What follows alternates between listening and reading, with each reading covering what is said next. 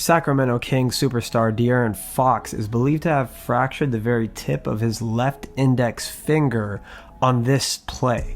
I'm your host, Dr. Nav Badesha, and today we're going to be breaking down this injury and discussing the anatomy and how long De'Aaron Fox might be out. Before we get started, consider smashing that subscribe button, especially if you love sports and if you're interested in learning more about the medical side of sports injuries. Let's go ahead and run through this play. So you have De'Aaron Fox going to his left, and he goes up for a layup, goes over to his left hand, and you see Looney come in and try and block the shot, which he does not do. Fox gets the shot off, and then you see this finger here, right there. And you can see Fox's hand makes contact with Looney's hand, and there's not much. We see a little hyperextension right there. So Fox's finger here is bent. You can see it's in a flexed position, and you can notice that Looney's right forearm is coming down directly on what looks like the most distal portion of Fox's finger. It wasn't much that appeared concerning after this injury either. He was able to continue playing. He didn't mention anything in his post-game conference either. What we're looking at here is the left hand. This is the palmar surface of the hand, and this is the backside of the hand, are also known as the dorsal surface. Looking at the hand anatomy, these are the metacarpals of the hand. This here is the second metacarpal. As we go distally, you will see the proximal phalanx, you'll see the middle phalanx, and then this structure here is the distal phalanx of the left index finger. This is what we believe has been injured for De'Aaron Fox.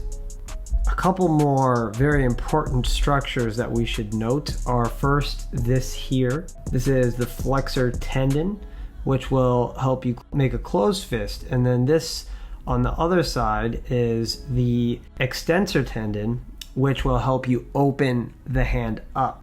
Distal phalanx fractures can involve the tuft, the shaft, or the base, and we'll explore each of these in this video. Two specific things to note: he did not suffer a dislocation, or else we would have seen him have to have that popped back in before he resumed, which he did not. Another thing is that we did not hear about any tendon involvement. Typically, if there is tendon involvement, you would be out for the rest of the season. You'd likely require surgery for that, and it doesn't appear to be the case here. Now, reports are saying that this is likely a broken tip of the index finger, which is sounding more likely that it's a tuft fracture. If it involves a tuft, then it may also be associated with a nail bed injury. These are usually associated with a collection of blood called a hematoma. If the blood collection's more than 25%, then sometimes you need to remove the nail, as well as explore and suture the nail bed. Most of the time, these fractures are not displaced and probably will only need a splint. In some cases, you may need a K-wire fixation to keep the fracture united. Tuft fractures, when compared to the other two, have the best prognosis. Most of them heal with conservative management, like splinting or casting, and if this is the injury that Fox sustained, best case scenario, it's non-displaced. Then in the first 24 to 48 hours, you're likely just going to ice this and you're going to elevate it. However, even in the best case scenario, we might be able to lean towards him playing in Game 6, but again, it's unlikely that he'll be back in Game 5. Next is a fracture of the shaft. Fracture of the distal phalanx shaft is usually stable and can be treated conservatively by a splint or budding tape, and surgery is rarely needed. On rare occasions, a distal phalanx non-union, if symptomatic and painful, may require a reduction and internal fixation with a bone graft. Shaft fractures have a variable prognosis dependent on the severity of this fracture and the degree of displacement. If there is no displacement, then you have a good prognosis and it's usually just treated with immobilization.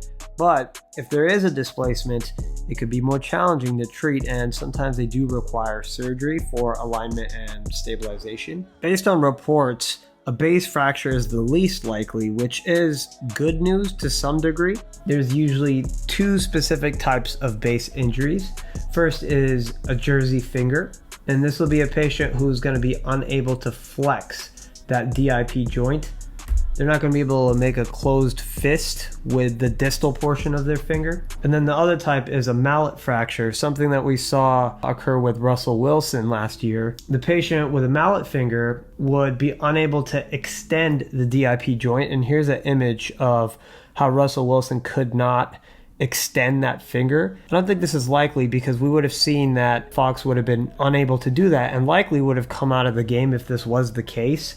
And this was pretty serious. You saw for Russell Wilson, it took many weeks to be able to recover from. Unfortunately, Fox's shooting and ball handling skills will be severely limited regardless. And the good news is broken fingers can be played through. We might be able to lean towards him playing in Game 6, but again, it's unlikely that he'll be back in Game 5. And of course, this will be something that will be continued to follow up game to game. But unfortunately, I would not be shocked if he were to miss in Game 5. I do hope I'm wrong and that he does return in this series. This has been a nail-biting series so far, and De'Aaron Fox has been playing very MVP-like. So let's wish him a speedy recovery, and we hope to see him out there again this season. Hope you guys learned something new today. If you did, make sure you hit that thumbs up button.